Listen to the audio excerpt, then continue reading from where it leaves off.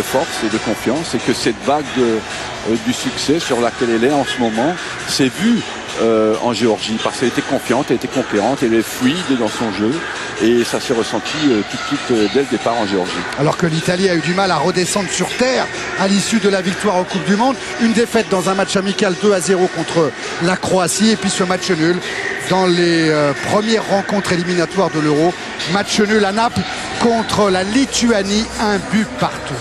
Cet homme-là, Arsène, depuis la Coupe du Monde, cet homme-là marche sur l'eau. C'est Patrick Vieira, il est exceptionnel. Oui, il marche sur l'eau depuis, pas tout à fait depuis le début de la Coupe du Monde, mais en cours de Coupe du Monde. Depuis le match contre le Togo. Ouais. Depuis le match contre le Togo, c'est lui qui a fait la différence. Et ça montre aussi que, quelle que soit la taille du joueur, il y avait quelque part du physique qui manquait, mais il y avait aussi et surtout de la confiance qui manquait. Et ce match contre le Togo a été le déclic pour lui. Tiens, en parlant de physique, j'ai fait référence à un grand spécialiste que vous connaissez bien, Arsène, puisque c'est de vous qu'il s'agit. Et en Géorgie, où nous étions un petit peu plus près du stade, du terrain, que pendant la Coupe du Monde, cette impression de puissance supérieure à l'adversaire, nous l'avons ressenti comme peut-être nous ne l'avons jamais ressenti. Oui, moi qui étais de l'autre côté de l'écran, c'était tout aussi criard que cette force physique qui se dégage de l'équipe dans tous les duels a été pratiquement constante pendant les 90 minutes.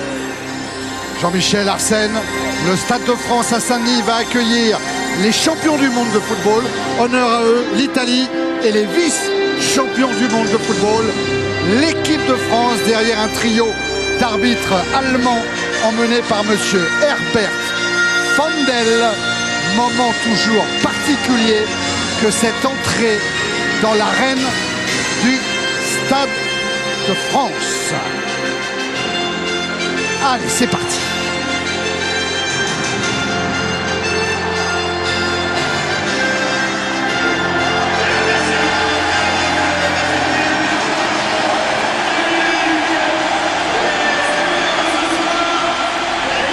Et un Stade de France évidemment comble pour accueillir ce match de gala, ce match au sommet, ce match qui n'est pas une revanche. Arsène et Jean-Michel vous l'ont expliqué. Quoi qu'il arrive, les Italiens seront champions du monde pendant 4 ans. Et tenant la main des joueurs, les petits de l'AS Montcadrier, un petit club du Lot qui a signé la charte On parle plus football, initié par Collectif Foot. On aura l'occasion d'en reparler tout au long de la saison. D'abord,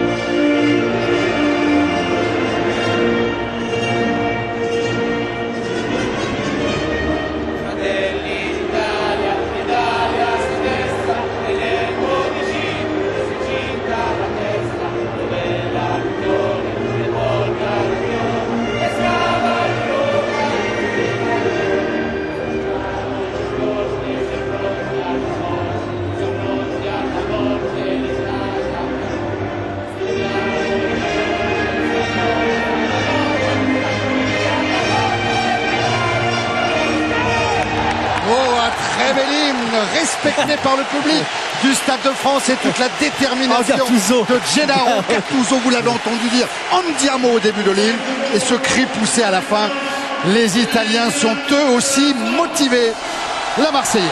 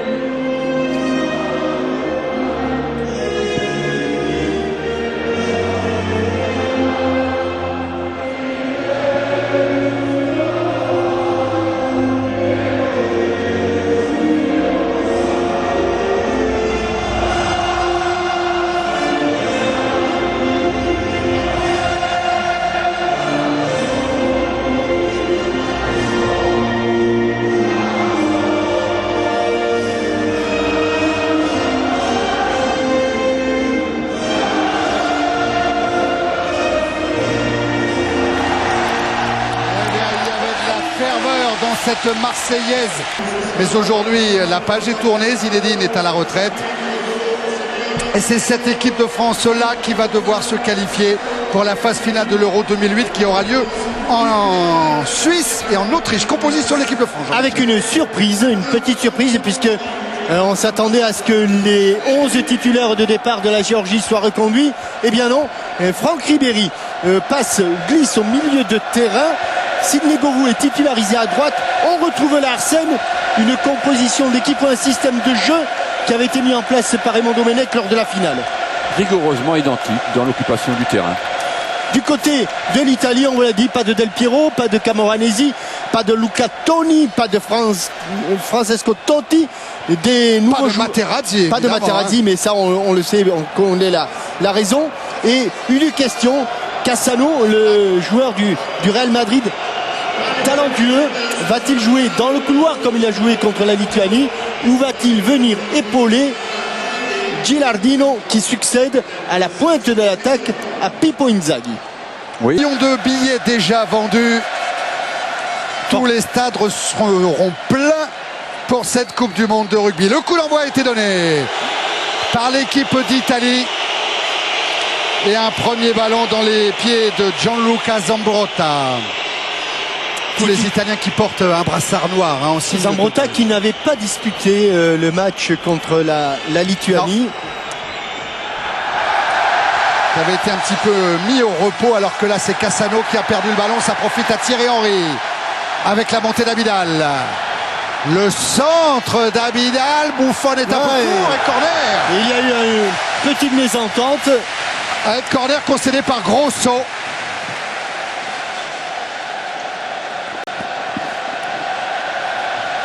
C'est sur corner que l'équipe de France avait encaissé un but de la tête par Materazzi.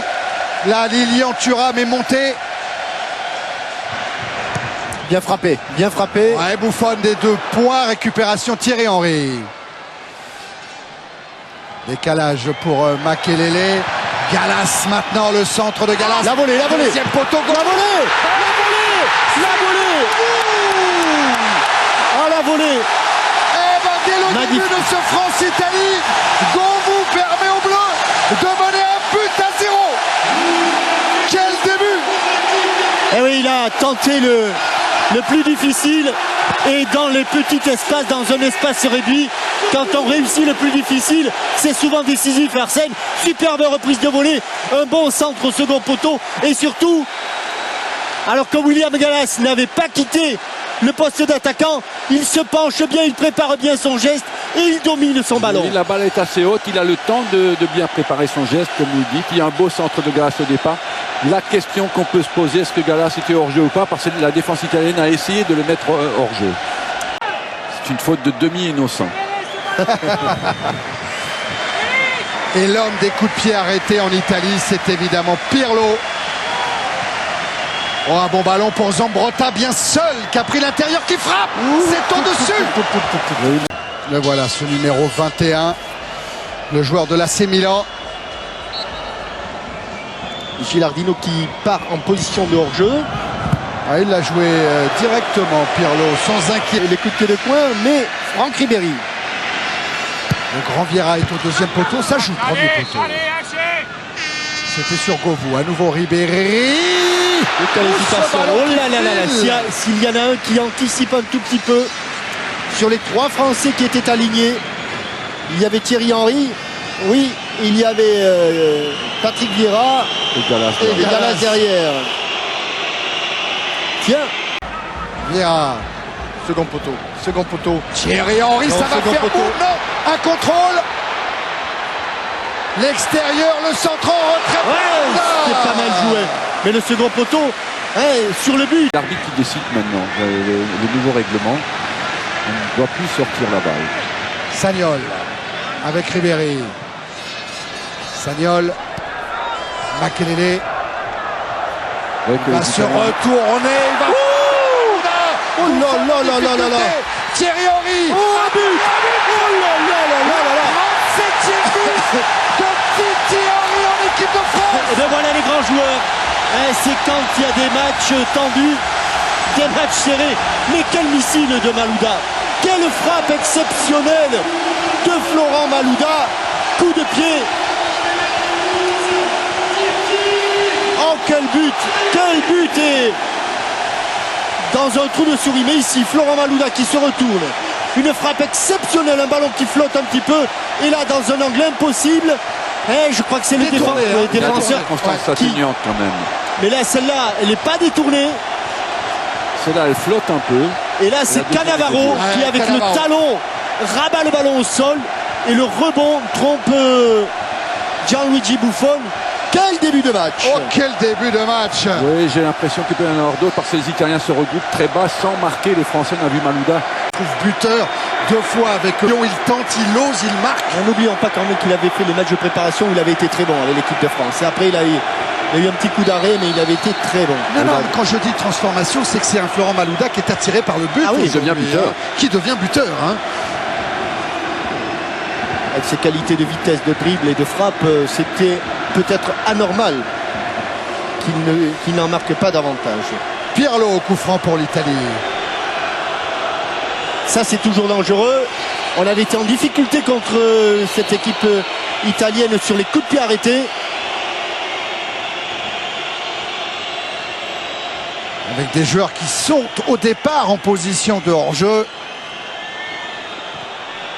Le centre, le but, oui. On avait été en difficulté. Oh là là là là là là. C'est Gilardino qui permet à l'Italie de revenir à 2 buts à 1. Il n'y a personne qui saute. Incroyable. Pas un Incroyable. seul joueur qui saute sur ce ballon.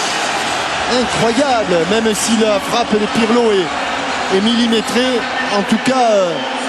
Il a eu le mérite de la mettre entre les défenseurs et le gardien. Mais regardez, il n'y a pas un joueur français qui saute. Et tous.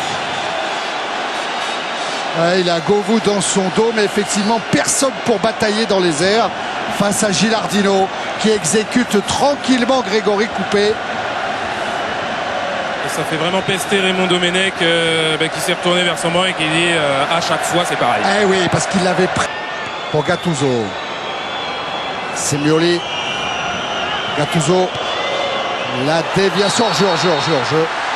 Signalé Gilardino sur la déviation très vive de Cassano. Gilardino en position de hors-jeu. Govou qui n'a jamais perdu un match avec l'équipe de France. Thierry Henry maintenant. Non, pas. Oh là, qui s'en sort bien. Ribéry. Makelele. Qui va décaler là-bas. Willy Sagnol, la frappe de Sagnol et la parade de Buffon pour concéder le corner. Oui, les Italiens sont relativement passifs. Et les Français qui ont frappé 4 fois au but et qui ont cadré 4 fois. Les enjeux de Sagnol sur Malouda. Ouais, le drapeau qui se lève devant Sidney Govou. Cannavaro. Barzagli. Et la montée de Grosso là-bas dans le couloir gauche face à Sagnol. Allez, Grosso, le joueur de l'Inter aujourd'hui, le but peut-être dans la parade de Coupé devant Semioli qui réclame en plus sa pénalty. Il fallait la faire celle-là. Ça a été De lui, il a indiqué à l'arbitre central qu'il n'y avait vraiment pas but. Ah non, il n'y a pas but. Mais regardez peut-être la faute sur Semioli. peut-être. Alors là, il y a un café crème super. Et là, le ballon est Regardez porté. Abidal qui retient Semioli. Hein? Oui, dès le départ, il le retient. Il le retient dès le départ. Voilà. Et regardez, quand Semioli va essayer de se relever après la belle parade de Coupé, on ne le verra pas là-dessus. Pour Gallas. Le chef d'orchestre Ribéry, Henry. Ouais, pour l'appel de balle de Malouda. Sa frappe est contrée. C'est plus encore dans son duel par Patrick Vieira. Thierry Henry. Faute. Oh, Gattuso, il va s'en sortir. Et Raymond Domenech qui dit attends. Il n'y aura pas de carton sur ce coup-là, pourtant la faute est énorme. Hein. Chercher le ballon très rapidement, Gianluigi Buffon. Cassano. Il a des attitudes, Cassano Gilardino. Un vrai talent Si, sur hors-jeu, le contrôle, mais il a un vrai talent. Hein. Ah oui. Sur la prise de balle, le ballon il est resté dans les pieds, ça n'a pas bougé. Et En même temps, oui. et sur un pas, il s'est mis en position face au but. Tiré par Franck Ribéry.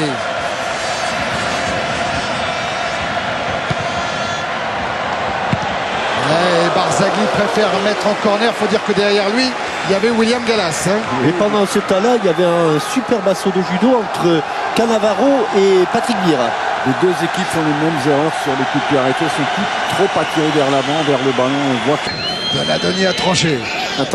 Attention, Pirlo à la baguette bien sûr, mais il y a aussi Grosso. Et c'est Grosso qui joue avec ce pied gauche au deuxième poteau. Mais le drapeau là-bas s'est levé pour une position de hors-jeu, notamment de Di Michele. Ouais, il n'était pas tout seul d'ailleurs, hors-jeu. 3, hein. 3 Italiens. Gilardino, repris par Vieira.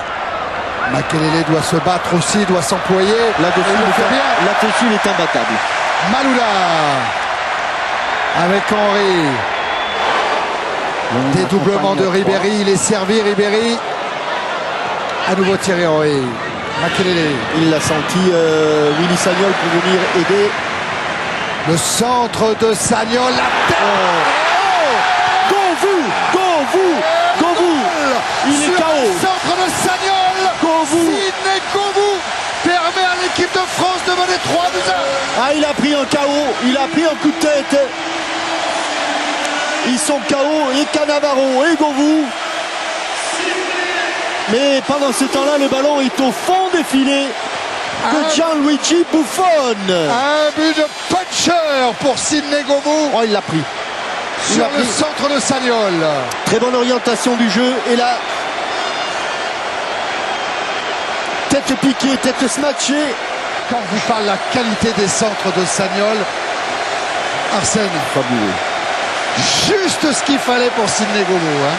Il y a eu au départ une très belle orientation du jeu de Makelele qui a changé du côté, puis Sagnol avec la qualité.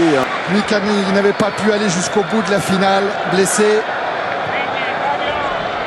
Di Michele, attention à la frappe de Di Michele, non, qui préfère jouer avec Gilardino. Oh, qu'est-ce qu'il va dire? Carton jaune pour Alberto Gilardino. Simulation, dit l'arbitre allemand. C'est bien vu de la part de l'arbitre. Perrotta a beau venir protester, l'arbitre attend que Gilardino se lève pour le sanctionner. Le joueur qui écarte le ballon du but comme ça et qui plonge, il ne faut pas le lutter.